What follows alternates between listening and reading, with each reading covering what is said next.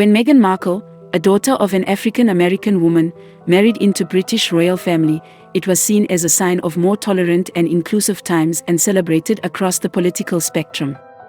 Since then, many, especially on the political right, have grown very critical of this royal couple, partly because of their left-wing political activism, and because they are seen as hypocritical woke royals, who are just complaining about everything. I am not here to defend this royal couple or their political views, and I definitely do not agree with the unchristian left-wing woke ideology. Nevertheless, they have brought to public discussion a very important historical topic of the royal family's hidden past in the dark history of slavery, racism, and segregation. In 2021, when they sat down for their infamous Oprah interview, they implied that the racism within the royal family would have been one reason behind the so-called Megxit, the royal couple's exit from the royal family. In those months when I was pregnant, so we have in tandem the conversation of he won't be given security, he's not going to be given a title, and also concerns and conversations about how dark his skin might be when he's born. What? About how dark your baby is going to be?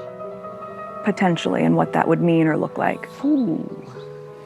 It was an accusation of racism about someone in Harry's family. We have since been told it was not a reference to the Queen nor Prince Philip, who were part of this historic picture with Meghan's mother Doria Ragland and Archie shortly after he was born. Oprah said the same on US Breakfast TV this morning. He did not share the identity with me, but he wanted to make sure that I knew, and if I had an opportunity to share it, that it was not his grandmother nor his grandfather. If not the Queen, then who? Neither Meghan nor Harry, when he joined the interview later, would say. That was relayed to me from Harry. Those were conversations that family had with him. What was that conversation? That conversation I'm never going to share. But at the time it was awkward. I was a bit shocked. Can you tell us what the question was? No, I'm not comfortable sharing that. Okay. Did you leave the country because of racism? It was a large part of it. Later, a well-placed source in the palace told to royal author Christopher Anderson that it was then Prince Charles, a just crowned His Majesty Charles III, who gave those alleged racist comments about baby Archie's skin color. Whether this was a sign of his real racism or his politically incorrect and tactless humor, or whether it was scheming courtier's effort to frame Charles, as Anderson claimed, it doesn't even matter. But what does matter is the British monarchy's hidden past in the history of slavery and so-called scientific racism of the 19th and the 20th century. We should know that the real history of the British royal family is hidden from the general public in the royal archives, to which the public has no full access even under the Freedom of Information Act. This morning, Buckingham Palace wants to know who leaked a video from Queen Elizabeth's family archive. The Sun newspaper obtained a 70-second black and white video showing the Queen as a child. It apparently shows her performing a Nazi salute. It's a grainy home movie shot in 1933. Playing up for the camera, a young Queen Elizabeth is seen apparently raising a Nazi salute alongside her mother and younger sister dancing around. Her uncle, the future King Edward VIII, does the same. Whether an innocent gesture done in jest, the palace is said to be scrambling to figure out how the film got out, says royal correspondent Roya Nika. This is the beloved late Queen at 7 years old, making a Nazi salute in the same year as Hitler rose to power. While nobody is even suggesting that the Queen was a Nazi or a racist or an anti-Semite, even the British mainstream media has now acknowledged that her uncle David, abdicated King Edward VIII, was. According to well-established British historians and the British mainstream press, Edward VIII was a traitor king who wanted Nazis to bomb England until it would capitulate to Hitler. He also fully subscribed to the Nazi ideology of white supremacy, racism, and anti-Semitism. According to his private letters, he saw the people of color in the British Empire's colonies as revolting, and his wife Wallis Simpson called black people lazy, thriving niggers. He was even relieved when his own mentally disabled John brother died at the age of 13 and described him to be more of an animal than anything else. Not so woke royal if you ask me. And now the British mainstream press has also started to uncover the British monarchy's hidden complicity in the appalling crimes of the transatlantic slave trade. The leftist newspaper The Guardian told on April 6 this year that from Elizabeth I to William IV, from 1558 to 1833, English monarchs had many personal links to the transatlantic slave trade, where millions of Africans were shipped across the Atlantic in overcrowded slave ships, where many slaves died during the months-long excruciating journey to American plantations. According to historians, 12 British monarchs not only supported the slave trade, but they also sponsored it and profited personally from Britain's involvement in slavery. Thus, the British kings and queens were the richest and the most powerful human traffickers of the time. While it should be remembered that slavery is a scourge that has plagued all civilizations and nations since the beginning of time, including the African civilization, and we are seeing it today as such moral evil only because British Empire outlawed it in 1833 and started to punish slave traders across the globe, we should understand that it was not the British monarchy that abolished slavery. Because the abolitionist movement in the 18th and 19th centuries was a grassroots movement started by those at the bottom, not those at the top.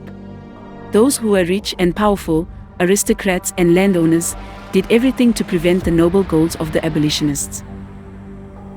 It was also a moral movement that sparked from the evangelical and spiritual revivals in the English-speaking countries at that time, which is often ignored and forgotten in our secular post-Christian era. Slavery is obviously a horrific institution, but we should still know more about George Washington than that. And by the way, one that was practiced all over the world forever, since the beginning of time, by every race, including people of color. I'm sorry to tell you that. It's huge in the Bible. Absolutely. So the Bible loves it. Really? Yes, they're quite strict about, like, you know, don't take someone else's slave and that kind of thing. Right, but no one ever says just don't do it. Yeah, they don't. At no point does it say slavery is bad in the Bible. No. They do not condemn it at all. This misses the whole point. It doesn't matter whether we find single verse in the Holy Bible that would plainly condemn slavery as an institution, when the whole book is basically an anti-slavery document that inspired the 19th century abolitionists more than any other book in history. Because the entire Old Testament is the story of the chosen people, whom God freed from slavery and oppression and brought them back to their promised land. And the New Testament is the story about their promised king and redeemer who suffered the same horrible fate as many Roman slaves did, by dying on the punishment of crucifixion, and thus freeing us all from the slavery of sin. It is a universal story of the Savior who was anointed to bring good news to the poor, to proclaim release to captives, and recovery of sight to the blind, to set free those who are oppressed. And in whom there is neither Jew nor Greek, black nor white, slave nor free, male nor female. For you are all one in Christ Jesus. Even the slaves themselves were able to understand this, just by looking at the pictures in the illustrated Bible, as demonstrated in this moving scene from the Hollywood film Amistad.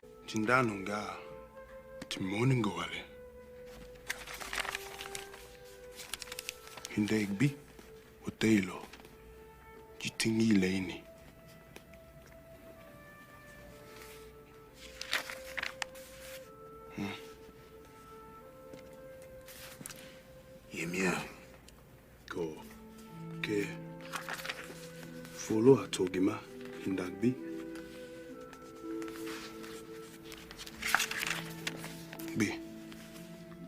B, ta jama anunga tabao.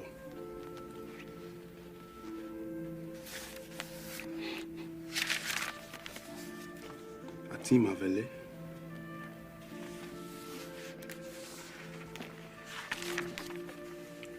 Tadenga vingiwe.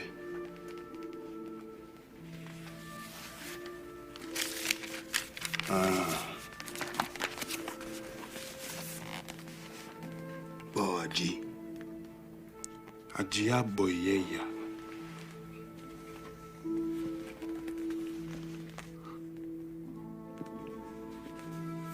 Kehindauya. Tigi huwa dema we. Tigili bi.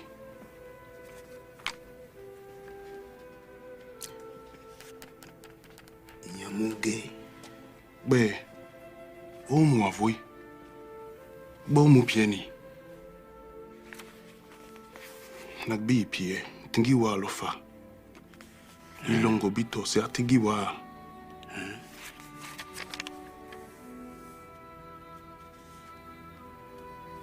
Nyanba. Tenaji. Tole yak boyole.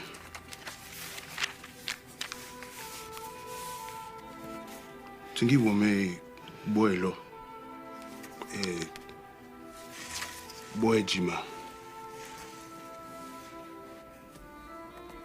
Confite al Dio onnipotenti, beate Maria e sempre Vergine. Tiliangie, puyon, tibembe kule hun siamo apie. Beato Ioanni Baptiste. Tatoa ha, ke, boilo, nunga ayama. Mea culpa, mea maxima culpa. Tiepe.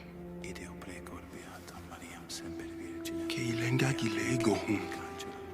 Beatum Ioannem Baptista, Sanctos Apostolos Petrum et Paulum, omnes sanctos et vos fratres, orare pro me ad Dominum Deum nostro, confiteor Deum. Mimia. Beate Maria Pia fea lina, jibaha. Arcangelo, Beato Ioanni Baptiste, Sanctis Apostolos Timua. Petrum et Paulo, omnibus sanctis et vobis fratres, qui peccavimus Nyamunyo. Millennia, broadly speaking, that's what we've seen. But I mean, we can talk about technical progress, Yeah. but the idea of moral progress, where does that come from? Why do we now think that, say, slavery is wrong or whatever? And again, it's fundamentally comes down to Christian theology. And this is the weird thing that I really didn't begin with any particular interest in Christianity. I had no particular interest in theology. And the kind of dawning realization, looking at the classical world, the pre-Christian world, contemplating how different it was, how strange, how many assumptions they had that seemed totally alien to me. And I thought, where do these ideas come from? And always, it's kind of like, trying to find an itch on your back, and then you get to it and you scratch it. It's so good. That's kind of what it's like, is that strange theological ideas that cropped up, centuries, often millennia ago, continue to reverberate through. It's like, I think it was at Keynes who said that people who think they've got radical new ideas are always in hock to some defunct economist. Well, our society, we're in hock to some defunct theologian invariably. So slavery is the obvious example. So people always say, well, why did it take so long for Christians to decide to get rid of slavery, that slavery was wrong? I mean, Christians always thought slavery was wrong, but in the same way that they thought kind of disease or poverty was wrong. But they just kind of assumed that it was part of what it is to be mortal. It's part of the inheritance of the fall. But what happened in the 18th century was that, again, we talked about these very distinctive Protestant understanding of the Spirit, which is that you read the text of Scripture, the Spirit illumines you, and your understanding of what is written there will transcend the kind of the base meaning. So the Bible nowhere says get rid of slavery. It nowhere says slavery is as an institution should be abolished. But Christians from that Protestant tradition read the Scriptures and came to the conclusion that slavery was evil. Another thing that historian Tom Holland emphasized in this interview is that slavery wasn't initially about race, but about power. Slavery knew no bounds of color or creed. During one period, from 1500 to 1700, there were more white European slaves held captive on the Barbary coast than slaves sent from West Africa to the Atlantic world. But when slavery started to morph into this racial institution of white supremacy, Christians weren't able to find any justification for it from the Holy Bible, which teaches from its first page to the last that every human being from every tribe and nation was created in the image of God and were thus equal before their Creator. The leftist woke ideology doesn't want to acknowledge this Judeo-Christian heritage in the abolition of slavery and many other laudable Western achievements, because fundamentally, it is a very anti-Christian pseudo-virtuous religion that also tries to mimic the Puritanic Christianity in its key elements. But let's go back to British royal family, who now is supporting also this anti-Christian and anti-Western woke ideology. I was searching some academic writings on the topic through Google Scholar, and I found some evidence for the popular claim that Queen Victoria and her husband Prince Albert didn't only rule the British Empire at the time when it was fighting against the slave trade over the globe, but they also personally opposed the slavery and the slave trade in their public speeches. On the other hand, some history professors have claimed that privately, British aristocracy and royals would have supported the Confederate States of America during the American Civil War because they felt a kinship to the plantation and slave owners, as it followed a similar hierarchy to which the British upper class was accustomed. At the beginning of the 19th century, members of the British royal family, like Duke of Clarence and St. Andrews, later King William IV, defended openly the slave trade and mocked the nation's leading Christian abolitionists like William Wilberforce. While we should give credit to Western civilization's good deeds and judge its bad deeds, the history of Western civilization has not been a continuous progression or regression. It is like a sailing ship that from time to time has gone astray, but corrected its course when it realized its missteps or moral failures. And it has not been those in power who would have corrected its course, but those who have been unafraid to challenge the prevailing culture and entrenched interest of the powerful people. With this in mind, we should ask whether the British monarchy fought slavery in the latter half of the 19th century because it truly believed in the moral cause of abolitionists. Or was it just a good pretext for them to further the cause of British colonialism during the time when the continuation of slavery had become impossible, after the abolitionists had won public opinion to support their cause? If the British monarchy truly believed, like American founding fathers, that all men are created equal, then why it elevated people who promoted the so-called scientific racism at the beginning of the 20th century? Queen Victoria's husband Prince Albert wanted to knight Charles Darwin, and their son Edward VII knighted Charles Darwin's disciple, Francis Galton, the founder of the British eugenics movement and the scientific racism. The woke left and the liberal mainstream media aren't going to talk to you about this side of Western history. Because they want to associate racism with the political right, with those religious nutjobs from the American Bible Belt who teach creationism to their children. What they don't tell you is that the early Christian critics of Darwin's theory of evolution opposed Darwinism much more for social than religious reasons. During Darwin's own lifetime, his naturalistic explanation for the origin of species received a mixed reception from both theologians and scientists as well. And even today, some Christians see it as compatible with the Bible while others don't. My point is that this simplistic 20th century narrative about historical warfare between religion and science is wrong and misleading. In the 19th century, many prominent scientists were also theologians, and all pioneers of the scientific revolution were Christians who saw their scientific discoveries proving that, in the beginning, God created the heavens and the earth. But since the 19th century, the most vocal opposition to Darwinism has come from scientists who found it too speculative without hard scientific proof, as well as those social critics who have seen its detrimental social consequences, especially in the political events of the first half of the 20th century. Because most of Darwin's early apostles were eugenicists, who believed in racial inequality and who advocated the banning of interracial marriages, and argued for forced sterilization of non-white minorities, as well as those they saw as genetically defective, such as the unemployed and the mentally ill. This total opposite of today's cultural Marxist woke ideology was promoted at the beginning of the 20th century by the West's liberal and progressive elite, who told us to follow the science, by the same token as the woke ideology is promoted now by the same liberal elite. When you realize that Christian intellectuals such as Gilbert Keith Chesterton opposed eugenics for the same biblical and moral reasons as Christians of the 19th century opposed slavery, you might begin to see a real historical picture.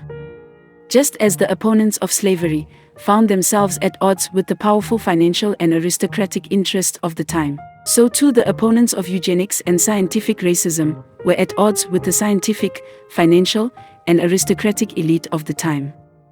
The first public debate on the theory of evolution was held at Oxford University between Thomas Huxley, known as Darwin's bulldog, and Bishop Samuel Wilberforce, in 1860, a year after the publication of The Origin of Species. Reverend Wilberforce, who argued against Darwin's theory, had risen to prominence in British society through his anti-slavery speeches, and he was a son of William Wilberforce, the most famous anti-slavery campaigner whose decades-long political struggle led the British Parliament to abolish the slave trade in 1833. Darwin's bulldog Thomas Huxley, in turn, wrote during the American Civil War that no rational man cognizant of the facts believes that the average Negro is the equal, still less the superior, of the average white man, and the fanatical abolitionist assertion that Negro is the equal of the white man was so hopelessly absurd as to be unworthy of serious discussion. On the other side of the Atlantic, Alexander Stephens, Vice President of the Confederacy, echoed those same views when he said in his infamous Cornerstone speech in 1861, "Our new government is founded. Its cornerstone rests upon the great truth that the Negro is not equal to the white man, that slavery, subordination to the superior race, is his natural and normal condition." Even though Stephens didn't mention Darwin by name, he called this notion the great scientific truth of his time and the law of nature. Darwin and Huxley may have advocated the abolition of slavery, as their defenders now say, and asserted that all human races belonged to the same human species. But both men nonetheless believed in racial inequality and favored discriminatory policies against those whom they saw as inferior to civilized white men. Although Huxley stated that there was no scientific evidence for the pro-slavery claim that blacks were the intermediate form between man and animals, he nevertheless spoke about races in hierarchical terms, saying that the Negro was by no means the lowest type of mankind. The Australian Aborigine was considerably lower in all respects. Huxley's defenders have claimed that racial stereotyping was the norm of the age which every Briton accepted, and at that time the vast majority of people were not egalitarian cultural relativists. This again misses the whole point. The 19th century Brits were not indeed cultural relativists. They believed that their culture was superior to all other non-white or non-Christian civilizations. It is not racism to argue for that this moral, scientific, or technical superiority of the Western civilization in the 19th century was the very thing that enabled its dominance over all other nations. But what Darwinists like Huxley believed was that this Western superiority was due to genetic superiority of white Anglo-Saxon race. That there is a racial hierarchy because it was a law of nature that all organisms had evolved and gained the upper hand through ruthless competition. In this competition, only the strongest or the fittest would survive and pass these superior traits on to their offspring, while the so-called inferior races and individuals would also transmit these inferior traits to their posterity. And as later social Darwinists like Francis Galton concluded, it was the duty of civilized men to foster this biological and societal evolution by encouraging prosperous and healthy white Europeans to reproduce, and preventing the reproduction of those whom they saw as genetically inferior. This pseudo-scientific belief led to the forced sterilization of tens of thousands of people in the United States alone. The most appalling outcome of eugenicist policy was seen in the gas chambers of Nazi Germany. After the war, at the Nuremberg trials, Nazi war criminals said that they followed in their genocidal program American eugenicist ideas, citing the U.S. Supreme Court Justice Oliver Wendell Jr.'s 1927 decision to legalize forced sterilization of unfit. Sir Francis Galton, whom Edward VII knighted in 1909, openly rejected the American founding fathers' ideas that all men are created equal, and believed that adherents of eugenics must discard any notion of natural human rights, and in the state's duty to advance the race, the inferior had no rights. He stated in his chilling prophecy, if these continue to procreate children, inferior in moral, intellectual, and physical qualities, it is easy to believe the time may come when such persons would be considered as enemies to the state, and to have forfeited all claims to kindness. Francis Galton was a cousin of Charles Darwin, who also subscribed to those social Darwinistic ideas in his 1871 book, The Descent of Man. Even though the 21st century neo-Darwinists have tried to remove Darwin's name from the bad reputation of social Darwinism, it was just the natural outcome of his evolutionistic ideas. Because, if you try to remove God from Genesis and find a natural explanation for all biological life forms, then you have to replace also our Creator's moral law with something else. And Darwinists found their moral law from the law of the jungle or the survival of the fittest. Many prominent eugenicists and social Darwinists of the 20th century were also close associates of the British royal family.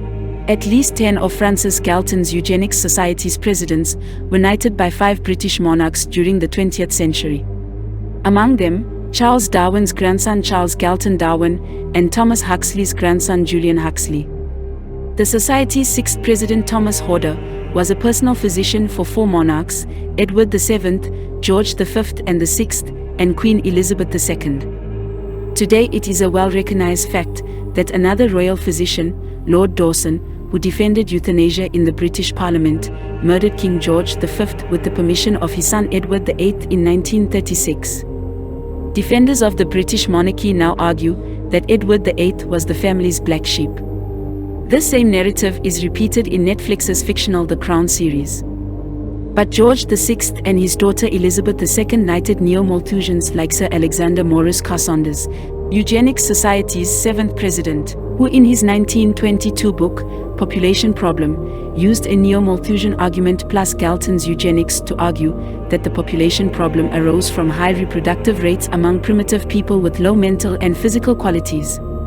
According to Carsondas, overpopulation of these lower races endangered the standard of living of races bearing higher qualities. Sir Bernard Mallet, Eugenics Society's 4th president, who had close relations with the royal family, presided over the First World Population Conference in Geneva, Switzerland, in 1927. There, well-to-do white eugenicists, like birth control advocate Margaret Sanger, discussed the supposed problem of overpopulation among those so-called lower races, while the Rockefeller Foundation funded the meeting. But, just as for former aristocratic defenders of slavery, it was no longer useful to publicly defend slavery as an institution after the American Civil War, and hence they moved to espouse the scientific racism justified by Darwin. So too, for eugenicists of the 20th century, it was no longer a viable option to propagate scientific racism and eugenics after the Second World War when the Nazis had given it a bad name.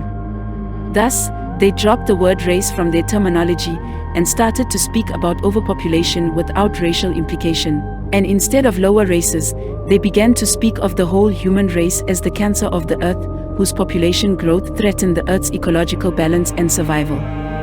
Hence Julian Huxley, Eugenics Society's 9th president between 1959 to 1962, whom Queen Elizabeth II knighted in 1959 as a celebration of Charles Darwin's evolution theory centenary, co-founded the World Wildlife Fund, together with Queen's husband Prince Philip and Prince Bernhard of the Netherlands. Prince Bernhard was a former member of the Nazi Party and a former SS officer, while Prince Philip's all 4 sisters married high-ranking Nazi aristocrats. Prince Bernhard founded also a secretive Bilderberg group where elected politicians and other influential world leaders are invited annually to discuss pressing global issues behind closed doors. All of those aforementioned aristocrats emphasized loudly that overpopulation was in their view the most pressing global issue of the world. Huxley was hostile to established religions and believed that eugenics was to become the new religion for a brave new world. And yes, his brother Aldous wrote the science fiction classic Brave New World as a blueprint for the dystopian future that this eugenist elite was planning. Julian Huxley considered that society should favor the reproduction of intellectually superior classes and prevent the reproduction of the inferior ones. Although in some texts Huxley appears to be anti-racist, who proposed to replace the term race with ethnic group, in his other texts he wrote that black people were less intelligent than white ones. He was also the first to coin the term transhumanism as a new vision for eugenics, where the gradual fusion between man and technology would accelerate our biological evolution. It is a more progressive version of the early 20th century racial eugenics, which claims to no longer discriminate against people on their skin color. Julian Huxley was not in any way a conservative in his political views. Professor Paul Windling writes that during the 1950s, he redefined eugenics as socially progressive, in contrast to Nazism and Stalinism, and adeptly associated eugenics with a range of reformist movements, such as the popularization of birth control, the decriminalization of homosexuality, and abortion law reform. He personally lobbied for sexual liberation and the legalization of abortion in post-war British society.